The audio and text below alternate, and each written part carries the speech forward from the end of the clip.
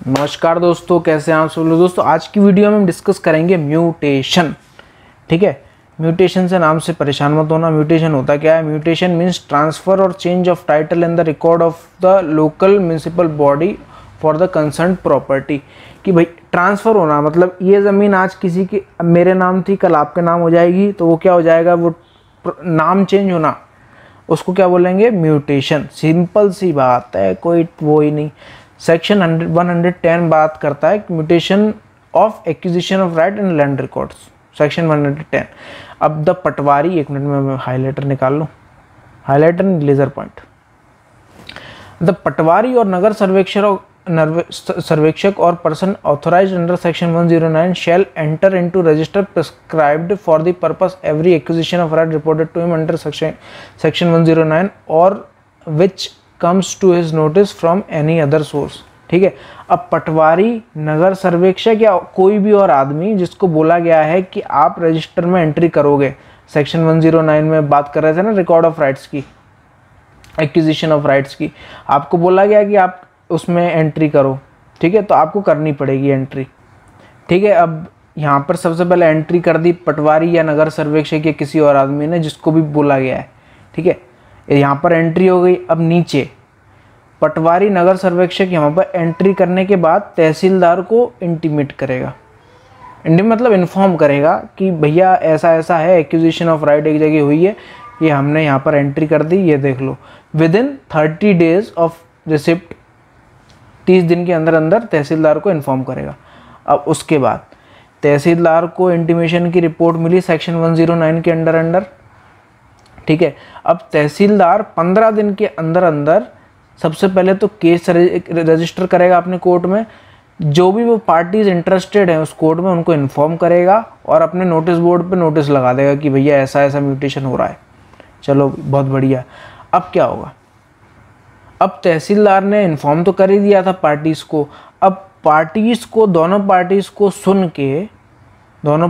सुनने के बाद तहसीलदार क्या करेगा? म्यूटेशन करेगा। कैसे? अगर कोई जो केस रजिस्टर्ड हुआ है वो अनडिस्प्यूटेड मैटर है, मतलब कि उसमें ना इस पार्टी को कोई प्रॉब्लम ना उस पार्टी को कोई प्रॉब्लम, तो 30 दिन के अंदर अंदर वो फैसला सुना देगा अपना। ठीक है, और अगर डिस्प्यूटेड मैटर है तो 5 महीने के अंदर अंदर फैसला, तो उसको कुछ ना कुछ तो सुनाना ही है ना। 5 महीने के अंदर अंदर डिस्प्यूटेड मैटर में, और अनडिस्प्यूटेड में 30 डेज के अंदर अंदर उसको फैसला सुनाना पड़ेगा।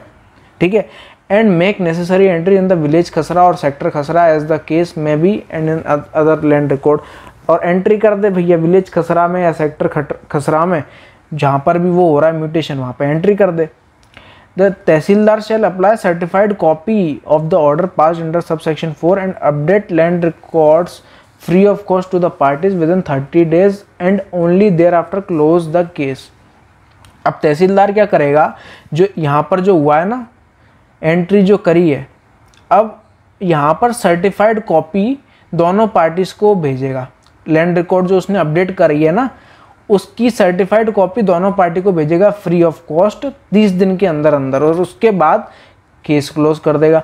If the required copies are not supplied within the period specified, the tahsildar shall record the reason and report to the SDO। ठीक है, simple. No case under this section shall be dismissed due to the absence of party and shall be disposed of on merit.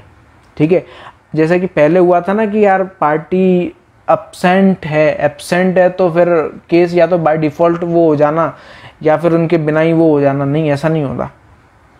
The no case under this section shall be dismissed due to the absence of party and shall be disposed of on merit पे ही होगा। भैया ये case dismiss करना है तो merit पे ही होगा। जितनी भी टेक्निकलिटीज़ हैं उन सबको देखने के बाद, पार्टीज़ को सुनने के बाद, मेरिट पर ही आप ये केस डिसमिस कर सकते हो, वैसे नहीं कर सकते आप। ठीक है, अब all proceeding under the section shall be completed within 2 months in respect of undisputed case, 6 महीने disputed case from the date of registration of the case. Case के रजिस्टर होने से 2 महीने के अंदर अनडिस्प्यूटेड में, 6 महीने डिस्प्यूटेड में आपको केस, सारी प्रोसीडिंग्स आपको खत्म करनी पड़ेगी। In case the proceedings are not disposed of within the specified period, the tahsildar shall report the information of pending cases to the collector in such form and manner as may be prescribed. बिल्कुल simple. ये था simple सा mutation. क्या क्या हुआ एक बार अपन आप बोलो तो वैसे कर लें कि म्यूटेशन होता क्या है, प्रॉपर्टी टाइटल चेंज करवाना। 109 एक्विजिशन ऑफ राइट के अंडर सबसे पहले तो पटवारी, नगर सर्वेक्षक या कोई और आदमी एंट्री करेगा। अब वो एंट्री करने के बाद 30 दिन के अंदर अंदर तहसीलदार को रिपोर्ट जाएगी कि भैया ये एंट्री कर दी है हमने। तहसीलदार केस रजिस्टर करेगा, दोनों पार्टीज को नोटिस भेजेगा और डिस्प्ले बोर्ड पे नोटिस टांग देगा।